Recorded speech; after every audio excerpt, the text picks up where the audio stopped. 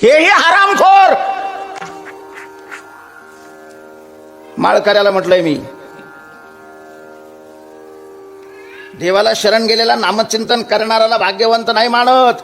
सप्ते करत असले म्हणून काही लायकीचे असतात असं काही नाही. सप्ते करणारे, सप्ते करणाऱ्याने महाराज वारकरी संप्रदायाचं वाटोळं केलंय, वाटोळं. या हरामखोरांनी सप्तेच्या नावाखाली अक्षरशः तमाशाचे फळं उभे केलेले आहेत. कधी विचार केलाय की सप्ता करतोय आपण तर पुण्य होतंय का पाप होतंय?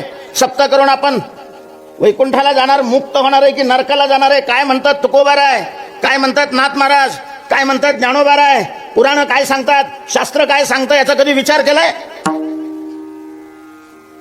माजलेले सगळे भडवे, माजलेले. पैसा आहे सगळ्याकडं आणि पैशाच्या जोरावर वाटेल ते अशा प्रकारचं करायला निघालेले.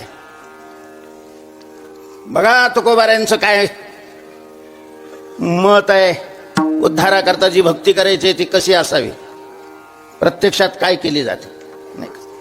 आवडी विठ्ठल गाईजे एकांती अलभ्य ते येती लाभ घरा. आवडी गाईजे, एकांती गाईजे, विठ्ठल गाईजे. कोणताही याच्यापैकी आपल्याकडं, कोणताही याच्यापैकी आपल्याकडं महाराज फक्त मोठेपणा लागतो. आम्ही हा बुवा आणला होता, आम्ही तो बुवा उरावर घेतला. घेतलं काय कीर्तनातून? त्याचं काय आचरण करतोय, काय वागतोय आम्ही, कशा करता सत्य करायचे, घेतोय काय आम्ही? ज्यांची वय झाली कमीत कमी त्यांनी तरी शांत बसून थोडा विचार करावा ना.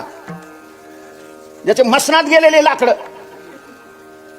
थोडे दिवस राहिलेले आता याच देहामध्ये महाराज भाग्यवंत होता येतं आणि काही ज्ञान नाही कोठे. Download ShareChat.